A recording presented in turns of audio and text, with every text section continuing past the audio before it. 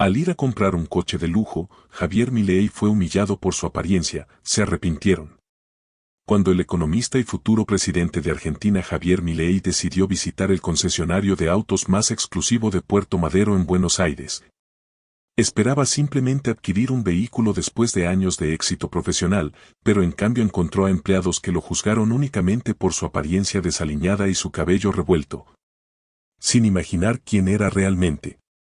Lo que comenzó como una búsqueda rutinaria de un automóvil terminó revelando una cruda realidad sobre los prejuicios sociales y una lección que cambiaría no solo a quienes lo despreciaron, sino que inspiraría un movimiento nacional sobre dignidad y respeto, porque a veces las personas más influyentes son precisamente aquellas que menos esperamos.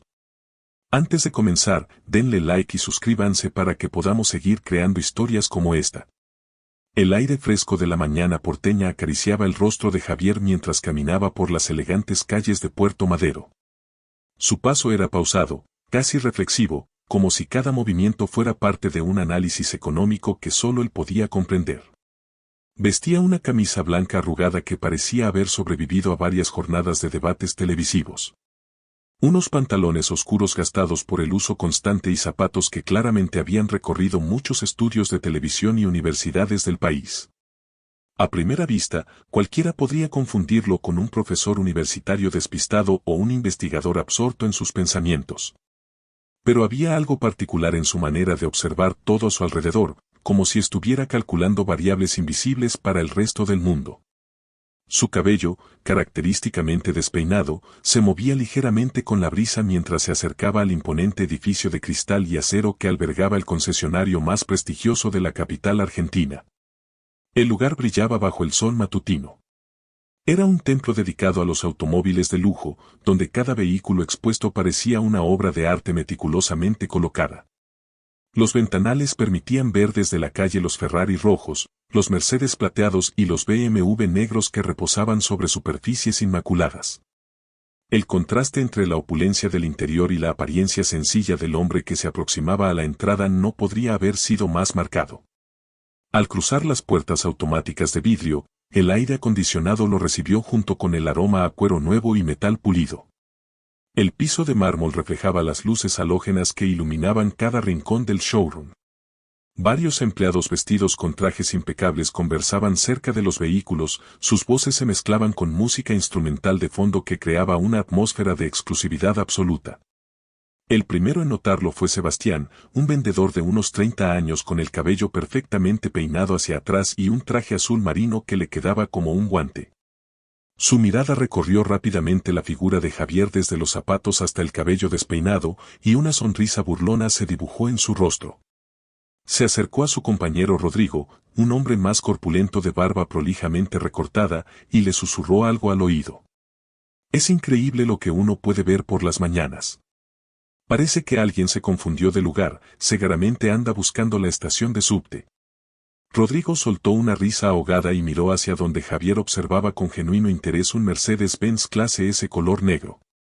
El economista se había acercado al vehículo y estaba examinando los detalles de la carrocería con la misma atención que solía dedicar a los gráficos económicos que analizaba en televisión. Probablemente solo quiere sacarse una foto para subirla a Facebook y hacer creer que puede comprarse algo así. Es típico de esta gente, vienen acá a fantasear.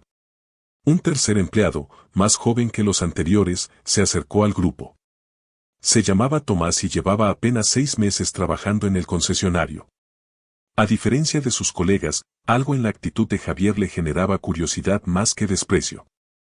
El hombre no parecía un turista casual, había una intensidad en su manera de observar cada detalle del automóvil que sugería conocimiento real. Buenos días, señor. ¿Hay algo en particular que le interese ver hoy? Javier levantó la vista del Mercedes y estudió al joven empleado. Había algo genuino en su acercamiento, muy diferente a las miradas burlonas que había percibido desde su llegada. Su voz, cuando respondió, tenía un tono calmado pero firme que contrastaba con su apariencia desprolija. Buenos días. Estoy interesado en conocer las especificaciones técnicas de este modelo.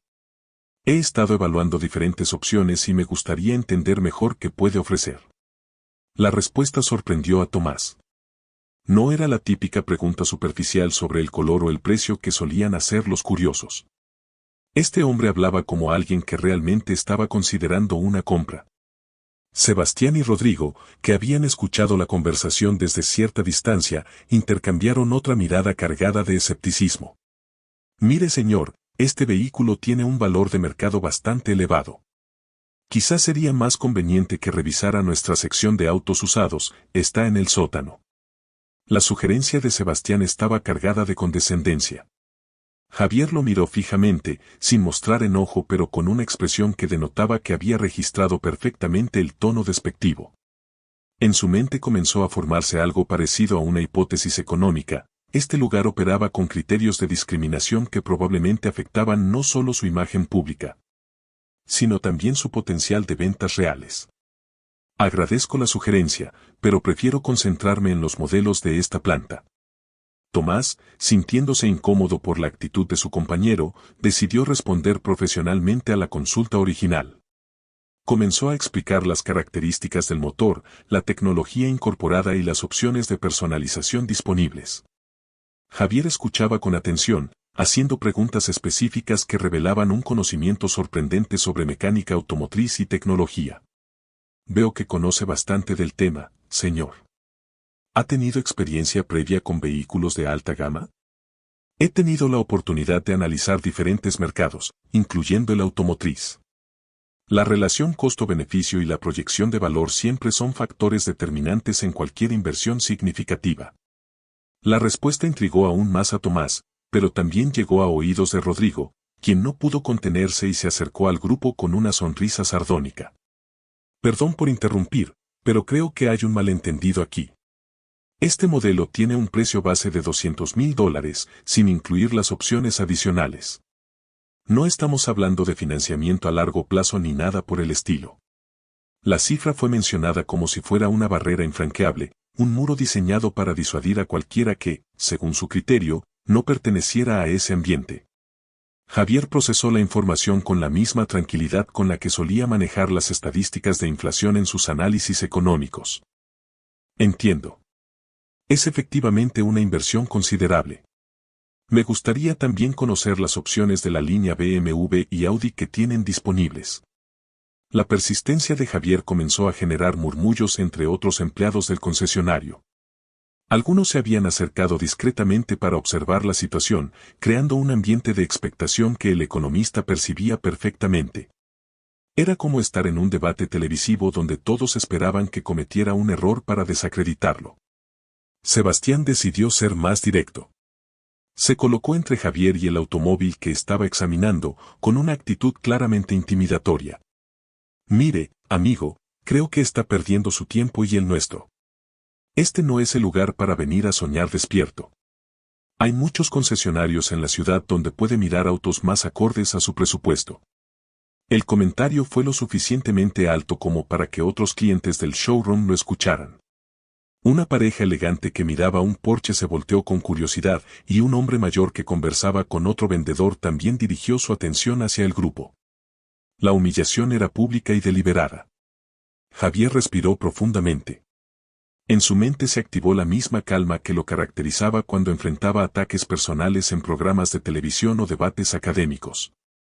No era la primera vez que alguien subestimaba sus capacidades basándose únicamente en su apariencia, pero raramente había experimentado una discriminación tan descarada y sistemática.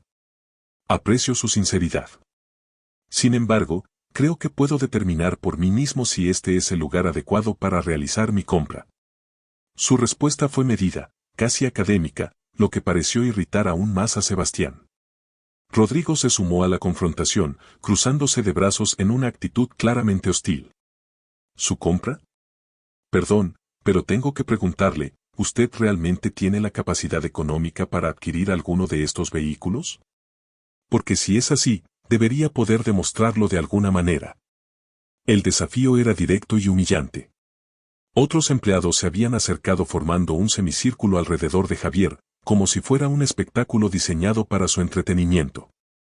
Tomás se veía visiblemente incómodo con la situación, pero no se atrevía a confrontar a sus colegas más experimentados. No tengo la obligación de demostrar mi capacidad financiera antes de recibir información básica sobre los productos que comercializan. Eso es parte del servicio estándar en cualquier establecimiento profesional. La respuesta evidenció una comprensión clara de protocolos comerciales que sorprendió incluso a quienes participaban de la confrontación. Sebastián y Rodrigo no esperaban encontrarse con alguien que pudiera articular una defensa tan coherente. Por un momento, hubo un silencio incómodo que fue roto por la llegada de otro cliente.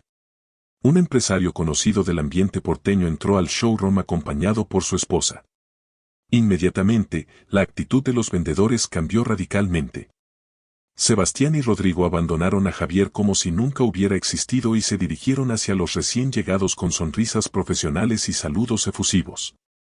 La situación no pasó desapercibida para Javier, quien observó el contraste con la misma atención analítica que dedicaba a estudiar comportamientos de mercado.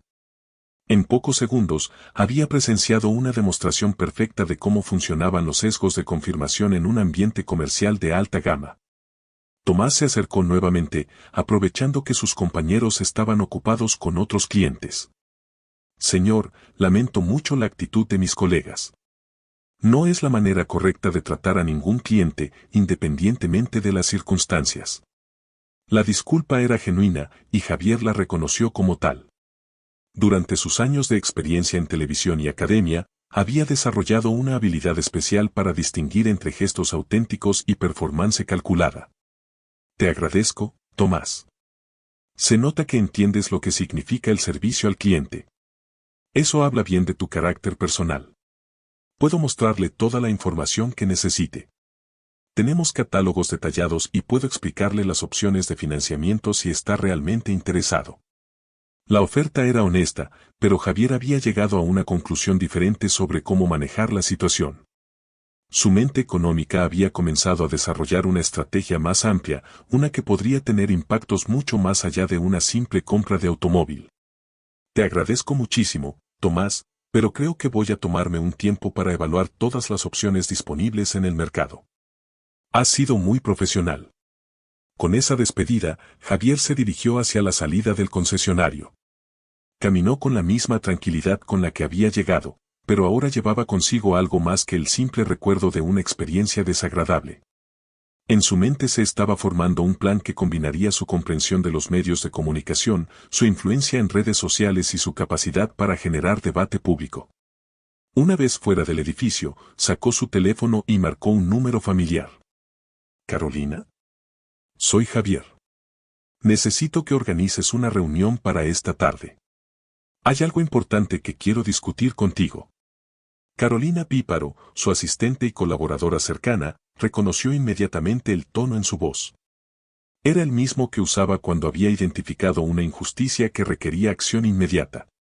¿Pasó algo grave, Javier?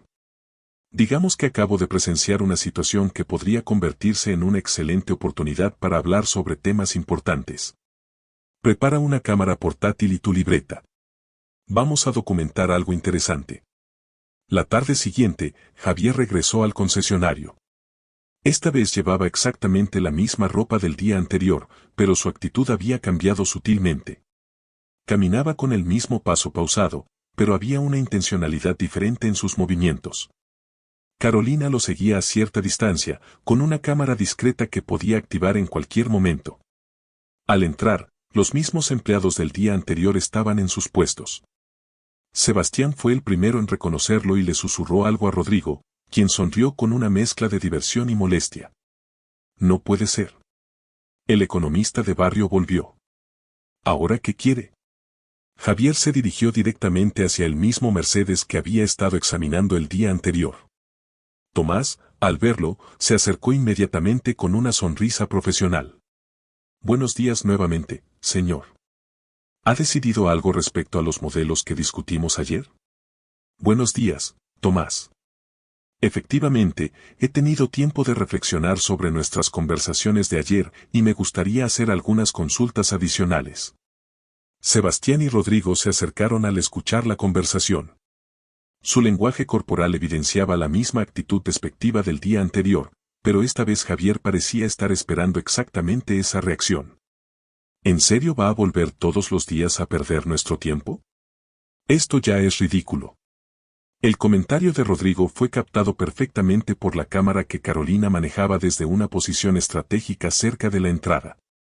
Javier mantuvo su compostura y respondió con la misma tranquilidad del día anterior. Entiendo su preocupación por la eficiencia, pero como potencial cliente tengo derecho a la información necesaria para tomar una decisión informada. ¿Potencial cliente? Por favor, deje de hacerse ilusiones. Usted no va a comprar ninguno de estos autos. Es obvio. La afirmación de Sebastián fue categórica y despectiva. Otros empleados del concesionario comenzaron a prestar atención a la conversación, creando nuevamente el ambiente de espectáculo que había caracterizado el encuentro del día anterior. ¿Podrían explicarme exactamente qué los lleva a esa conclusión? La pregunta de Javier tenía un tono diferente. Ya no era la curiosidad casual de un cliente interesado, sino algo más parecido al interrogatorio sistemático que solía aplicar cuando analizaba políticas económicas gubernamentales. Es obvio, ¿no? Venga, mírese en un espejo. Su ropa, su manera de vestirse, todo indica que no pertenece a este ambiente. La respuesta de Rodrigo era exactamente lo que Javier esperaba escuchar. Carolina había logrado capturar toda la interacción desde múltiples ángulos, documentando no solo las palabras sino también el lenguaje corporal y las expresiones faciales de todos los participantes. Entonces, según su criterio profesional, el aspecto físico de una persona es el factor determinante para evaluar su capacidad de compra. ¿Es esa la política oficial del concesionario? La pregunta puso incómodos a varios empleados. Tomás se veía particularmente afectado, reconociendo que la conversación había tomado un rumbo que podría tener consecuencias serias para todos los involucrados.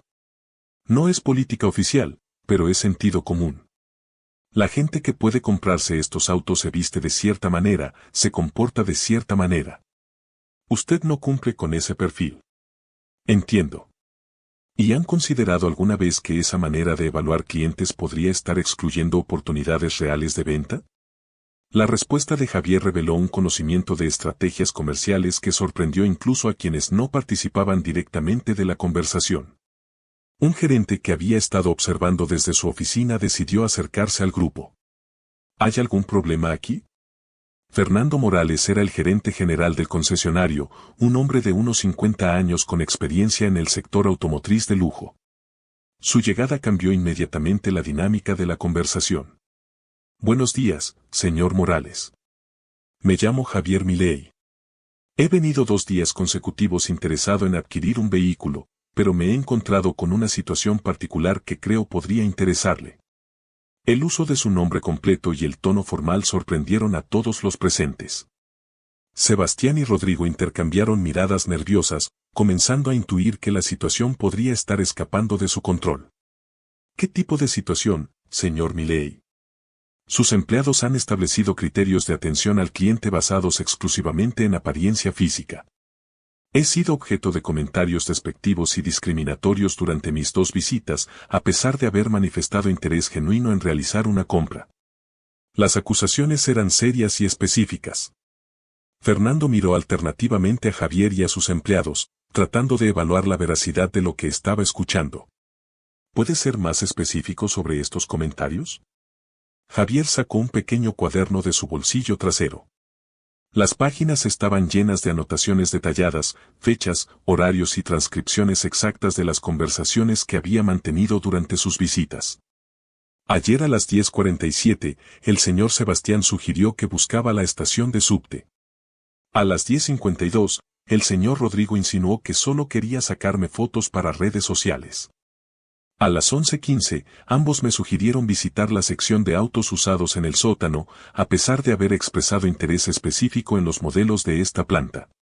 La precisión de los datos y la sistematicidad del registro evidenciaban una preparación que ninguno de los empleados había anticipado. Fernando tomó el cuaderno y revisó las anotaciones, que incluían no solo las conversaciones sino también observaciones sobre el comportamiento diferencial hacia otros clientes. Hoy, a las 11:23, el señor Rodrigo afirmó categóricamente que era obvio que yo no iba a comprar ningún vehículo. A las 11:27, estableció que mi ropa y manera de vestir me indicaban que no pertenezco a este ambiente. A las 11:31, definió su criterio como sentido común basado en perfiles de clientes. El nivel de detalle era abrumador. Fernando se dio cuenta de que estaba enfrentando una situación que podría tener ramificaciones legales y de imagen pública muy serias para el concesionario. Señor Milei, lamento profundamente si ha experimentado este tipo de trato. No es la manera en que operamos como empresa, y definitivamente voy a investigar esta situación. Agradezco su respuesta, señor Morales. Sin embargo, creo que el problema es más sistemático que incidental. Durante mis 2 visitas he observado que el trato diferencial no se limita a mi caso particular. ¿A qué se refiere específicamente? Javier abrió otra sección de su cuaderno, donde había documentado las interacciones que había presenciado entre los empleados y otros clientes. Ayer observé que cuando llegó el señor Eduardo Castellanos con su esposa, recibieron atención inmediata de 3 vendedores diferentes. Hoy, una joven que preguntó por información básica sobre financiamiento fue derivada rápidamente a la sección de vehículos usados sin mayor consulta. Los criterios de selección parecen estar basados en percepciones subjetivas sobre estatus socioeconómico. La documentación era tan exhaustiva que Fernando comprendió que estaba ante alguien que había planificado meticulosamente esta confrontación. No era un cliente molesto haciendo un reclamo emocional, sino alguien que había construido un caso sólido basado en evidencia sistemática. ¿Cuál es su propuesta para resolver esta situación, señor Milei? La pregunta reveló que Fernando había comprendido la gravedad del asunto. Javier cerró su cuaderno y miró directamente al gerente. Mi propuesta es muy simple. Quiero que implementen un protocolo de atención al cliente que garantice trato profesional e igualitario independientemente de la apariencia física o percepciones sobre capacidad económica. Quiero que capaciten a su personal sobre sesgos inconscientes y discriminación comercial. Y quiero que establezcan un sistema de seguimiento para asegurar que estos cambios sean reales y sostenibles. Las exigencias eran específicas y razonables, pero también representaban un reconocimiento explícito de las fallas sistemáticas en el funcionamiento del concesionario.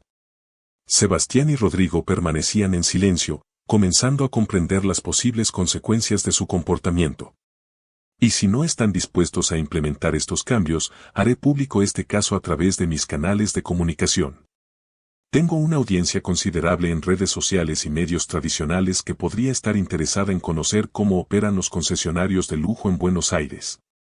La amenaza era implícita pero clara.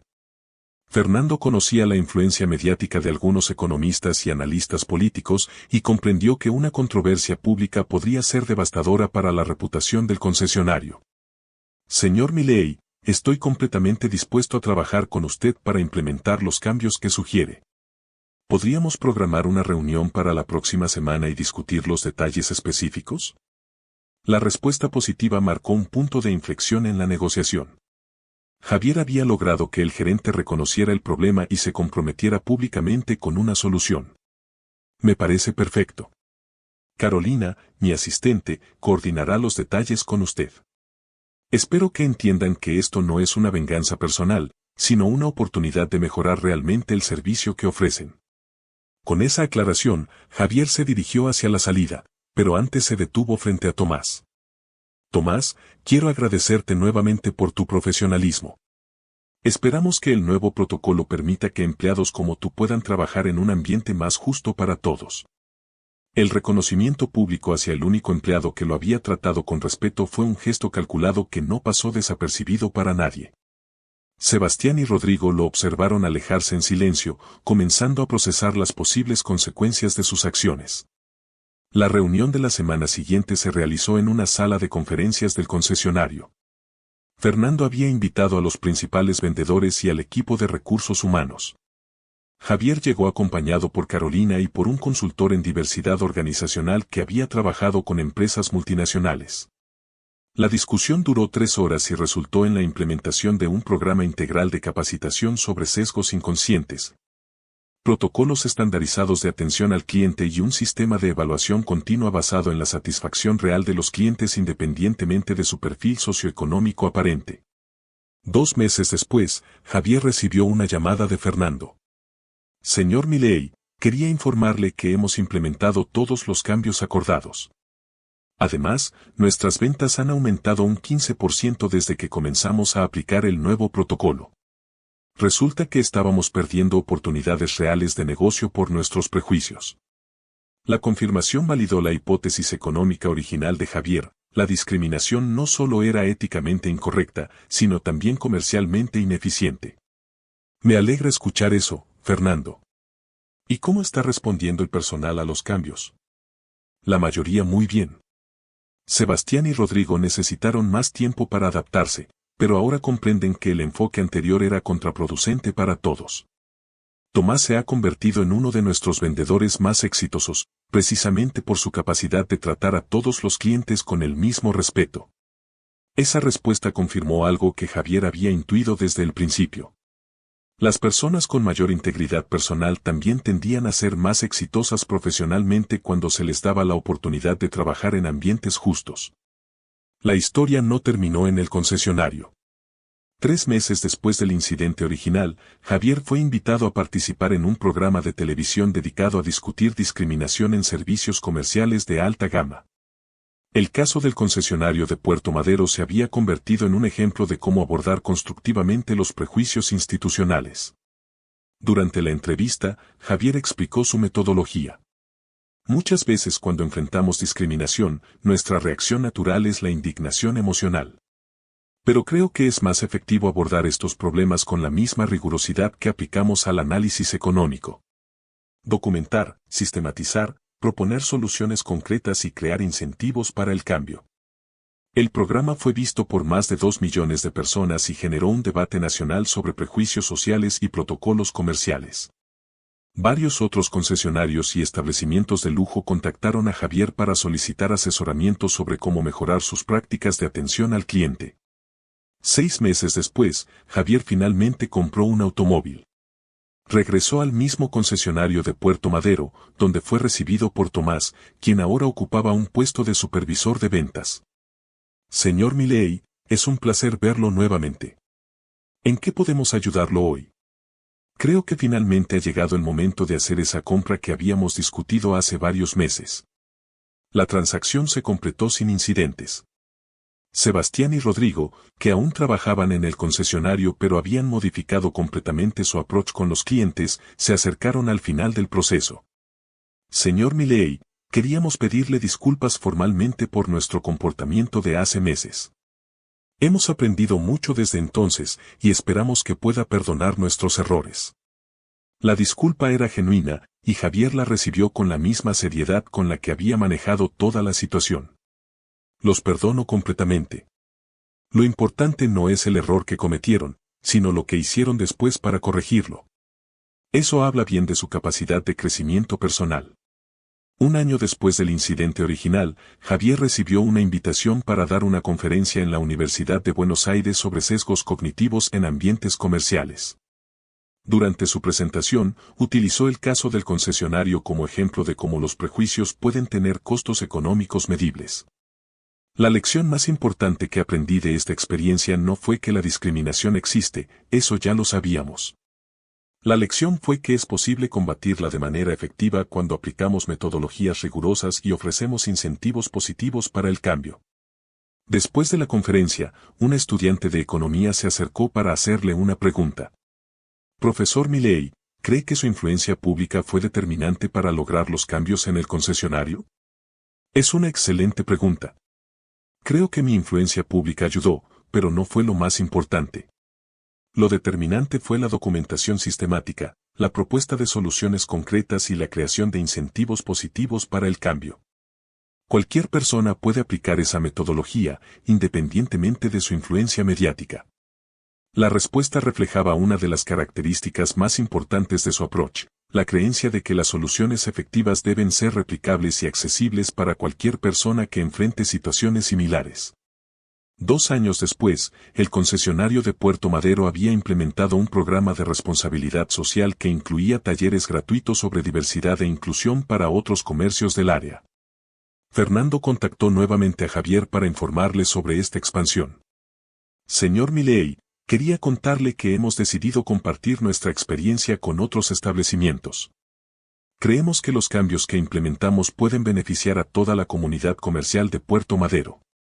Esa evolución representaba exactamente lo que Javier había esperado lograr desde el principio, no solo resolver un problema específico, sino crear un modelo de cambio que pudiera replicarse y expandirse. Me parece fantástico, Fernando. Ese tipo de liderazgo sectorial es exactamente lo que necesitamos para crear cambios sistemáticos reales. La historia del concesionario de Puerto Madero se convirtió en un caso de estudio utilizado en varias universidades argentinas para enseñar sobre sesgos cognitivos, estrategias de cambio organizacional y responsabilidad social empresarial. Pero para Javier, el impacto más importante fue personal.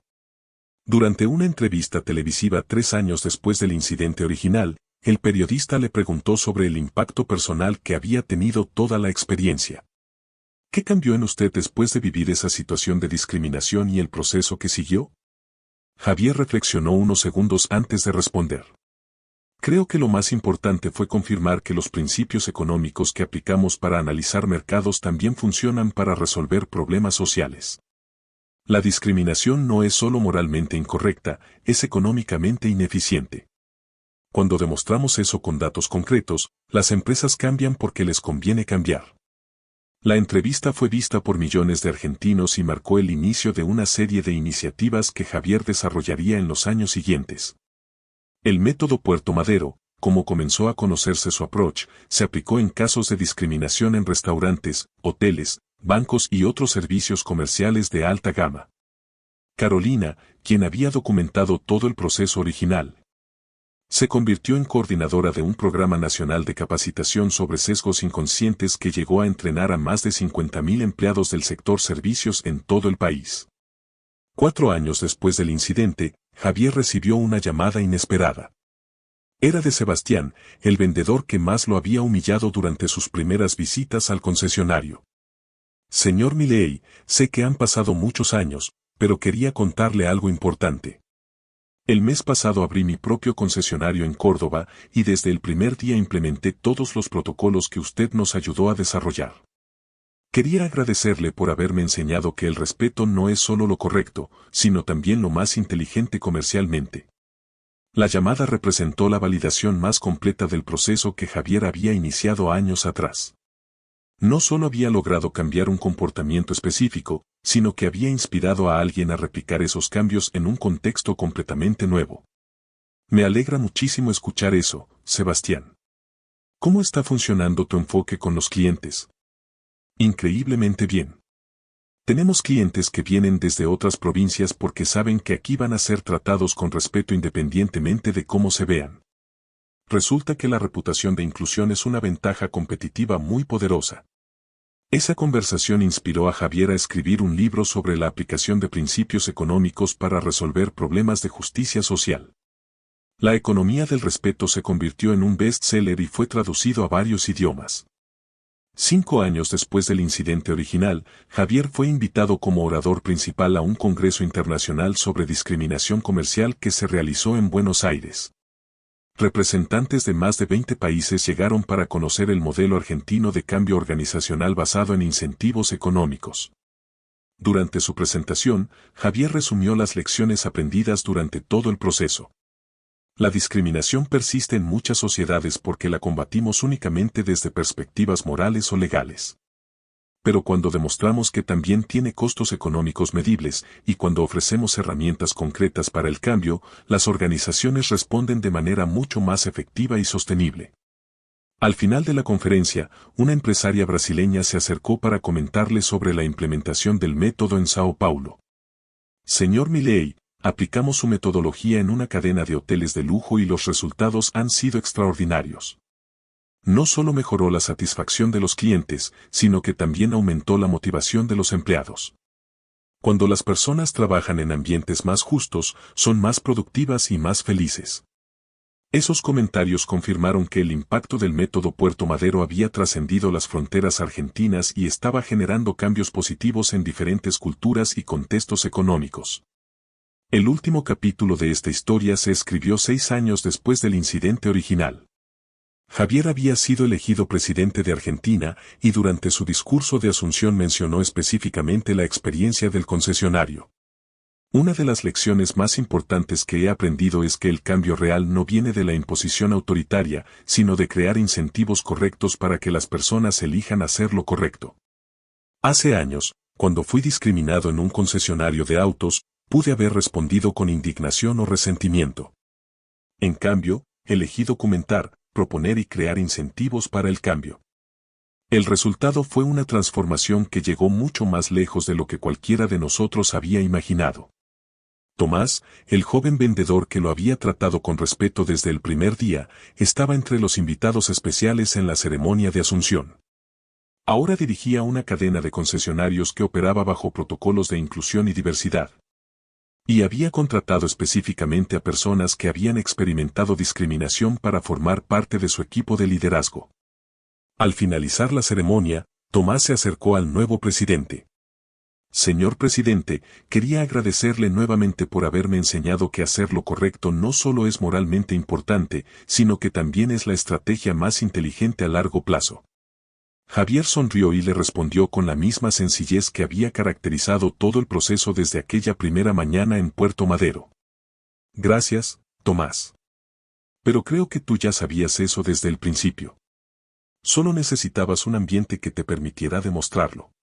La historia del economista despeinado que fue humillado por su apariencia y terminó transformando una industria completa se había convertido en símbolo de cómo el cambio positivo es posible cuando combinamos principios sólidos con metodologías rigurosas y la paciencia necesaria para construir soluciones duraderas. Años después, Carolina compiló todos los documentos, videos y testimonios relacionados con el caso en un archivo que se conserva en la Biblioteca Nacional. El expediente incluye las anotaciones originales de Javier, las grabaciones de las conversaciones en el concesionario, los protocolos de capacitación desarrollados, los reportes de seguimiento y las cartas de agradecimiento de cientos de personas cuyas vidas fueron impactadas positivamente por los cambios que se generaron a partir de aquella experiencia. El archivo lleva una dedicatoria escrita por el propio Javier, para recordar que cada acto de injusticia puede convertirse en una oportunidad de construir un mundo más justo. Si tenemos la sabiduría de responder con inteligencia en lugar de con ira, y la paciencia de trabajar por cambios duraderos en lugar de satisfacciones inmediatas. Y así llegamos al final de esta historia. Quiero agradecerte de corazón por acompañarme hasta aquí, por dedicar tu tiempo y atención a este contenido. Cada like, cada comentario y cada suscripción significan mucho para mí y son el motor que me impulsa a seguir creando. Si te gustó este video, no olvides darle like, suscribirte si aún no lo has hecho y activar la campanita para no perderte ningún contenido nuevo. Tu apoyo es invaluable. Antes de despedirme, quiero recordarte que detrás de cada video hay horas de trabajo, pasión y dedicación. Así que, si este contenido te gustó, compártelo con alguien más y ayúdame a llegar a más personas. Gracias nuevamente por estar aquí, por ser parte de esta comunidad. Nos vemos en el próximo video.